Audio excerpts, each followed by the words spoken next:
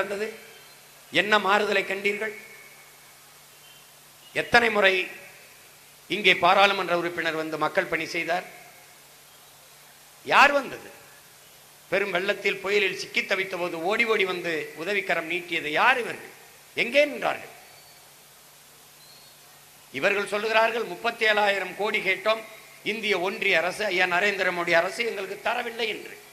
அவர் தூத்துக்குடியில் வந்து சொல்லுகிறார், தமிழ்நாடு அரசு பாதிக்கப்பட்ட மக்களுக்கு ஒன்றுமே செய்யவில்லை என்று. இதில் யார் பேசுவதை நம்புவது? இதை எதை ஏற்றுக்கொள்வது, எதை நிராகரிப்பது? காசே இல்லை என்கிறார்கள்.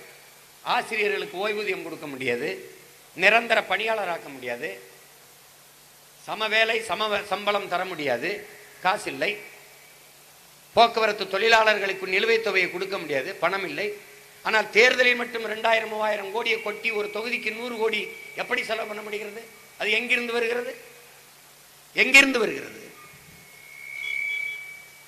ஒரு நாடு தெருவுக்கு தெரு சாராய கடையை திறந்து வைத்துவிட்டு நாங்கள் நல்லாட்சி கொடுக்கிறோம் என்று பேசுவது எவ்வளவு பெரிய ஏமாற்று, எவ்வளவு பெரிய ஏமாற்று. என்னிடத்திலே ஒரு தம்பி கேட்டார், குடியரசு என்கிறார்களே அதற்கு என்ன விளக்கம் என்று கேட்டார். குடிக்கிற மக்கள் கொடுக்கிற காசில் நடக்கிற அரசு என்பதாலேயே இது குடி அரசு என்று விளக்கம் கொடுத்து, டாஸ்மார்க்கை மூடிட்டால் இந்த கட்சிகள் ஆட்சிகள் ஓரிடத்திலையும் பாஸ்மார்க் வாங்காது, படுத்துக்கிறோம், 10 பைசா இருக்காது, யாருக்கும் சம்பளம் கொடுக்க முடியாது, ஏன் காவல்துறைக்கே கொடுக்க முடியாது. இப்ப இந்த டாஸ்மார்க் போதை போக கஞ்சா, அவின், குட்கா, இந்த கொக்கைன், இந்த ஸ்டாம்பு மாதிரி இருக்கு, மஞ்சள் தலை போல நாக்களை ஒட்டிக்கிட்டா அப்படியே மயக்கமா இருக்குங்கிறாங்க. பள்ளிக்கூடத்துக்கு கல்லூரிக்கு வர்ற பிள்ளைகள் மயக்கத்திலே இருக்கிறார்கள் என்கிறார்.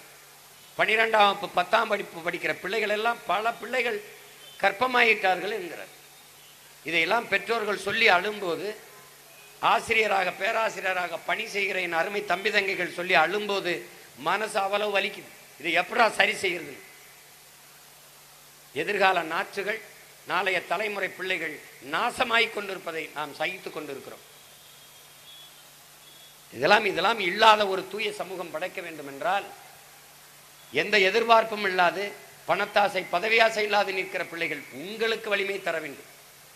ஏன் நாங்கள் கூட்டணி வைக்கவில்லை? கூட்டணி வைத்தால் சீட்டு கொடுப்பார்கள், 10 சீட்டு கொடுப்பார்கள், 1000 கோடி கொடுப்பார்கள், 500 கோடி கொடுப்பார்கள், வாங்கி கொண்டு போயிருக்கலாமே. ஏன்? என்னை கேட்டார்கள், கூட்டணிக்கு வந்தால் நீங்கள் நன்றாக இருப்பீர்கள், நன்றாக வாழ்வீர்கள். நான் நல்லா இருப்பேன், நாடு மக்களும் நாசமா போயிடுவாங்க, நான் வரமாட்டேன்ட்டேன். நான் நல்லா இருக்கணும்னா சினிமா எடுத்துட்டே இருந்திருப்பேனே, சினிமா எடுத்துட்டே இருந்திருப்பேனே. அதை விட எளிய வேலை எனக்கு வேற இல்லையே. அங்கே இருந்திருக்கலாமே. நான் 3 மணி நேரம் பேசிட்டு மூச்சு முட்டை பேசிட்டு இறங்கி போனா மாயாண்டி குடும்பத்தை நான் அடிச்சுட்டு தான் சொல்றான். நீ நல்லா பேசினா நீ அவன் சொல்றான். யாரு சொல்றா? அப்ப தோணுது அந்த வேலையை செஞ்சுட்டு இருந்திருக்கலாமோன்ட்டு. அதிலிருந்து தமிழ் சமூக பிள்ளைகள், என்னிலும் இளைஞ என் தம்பி தங்கைகள் மீண்டு வரணும். எங்க அப்பா பாரதி ராஜா 56 படங்களுக்கு மேல இயக்கியிருக்காரு. திரையுலகத்தின் போக்கையை திசை திருப்பிய புரட்சியாளர் அவர். ஆகச்சிறந்த படைப்பாளி, பல விருதுகளை வென்றவர். அவருக்கு அந்த பெருமையெல்லாம் இல்லை. விண்ணூர்தி நிலையத்தில் வானூர் நிலையத்தில் இருந்திருக்கார். ஒருத்தன் வந்து, சார் குரங்கு பொம்மையில நல்லா நடிச்சிருக்கீங்கன்ட்டான். அவர் இத்தனை படம் இயக்கிய பெருமை, இவ்வளவு சாதித்த பெருமை இல்லாது ஒரு குரங்கு பொம்மைன்னு ஒரு படத்தில் நடிச்சதுதான் அவனுக்கு நினைவில் இருக்கு. எப்படி? இவர்களுக்காகத்தான் நாங்கள் புரட்சிகர மாறுதலை, ஒரு அரசியலை முன்வைத்து போராடி கொண்டிருக்கிறோம். எப்படி இருக்கு?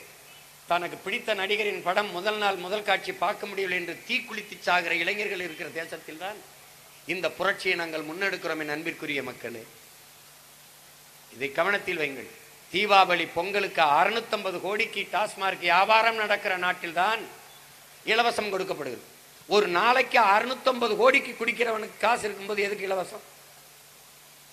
ஒரு பிடித்த நடிகரின் படம் ஒரே நாளில் 34 கோடி வசூலிக்குதே, அவனுக்கு எதுக்கு? குடிப்பதற்கும் பொழுதுபோக்கிற்கும் இவ்வளவு கோடிகளை கொட்டி கொடுக்கிற வசதி இருக்கிற என் மக்களுக்கு இலவசம் எதற்கு? எதுக்கு இலவசம்? இலவசம் பெற்று வளர்ந்ததாக ஒன்று சொல்லுங்க. போன முறை இலவசம் பெற்ற ஒருவர் இம்முறை நான் வளர்ந்துட்டேன், எனக்கு இலவசம் வேண்டாம், வேற யாருக்காவது கொடுங்கன்னு சொல்றாரா? மிக்சி கொடுக்குறீங்க, 3 மாசத்துல பழுதாகி போயிடும், ரிப்பேர் ஆகி போயிடும். அப்புறம் அந்த மிக்சியை ரிப்பேர் பண்ணி பழுதுனிக்கு கொண்டு வர கூட காசு இல்லை. அப்போ எங்கே போய் அரைக்கிறது? மசாலா எதில் அரைக்கிறது? அடுத்த தேர்தல் வரும்போது வேற மிக்சி வர வரை காத்திருக்கணும். கால கொடுமை. ஒரு அடிப்படை தேவைகளை கூட நிறைவேற்றிக் கொள்ள முடியாத ஏழ்மை வறுமையில் மக்கள்.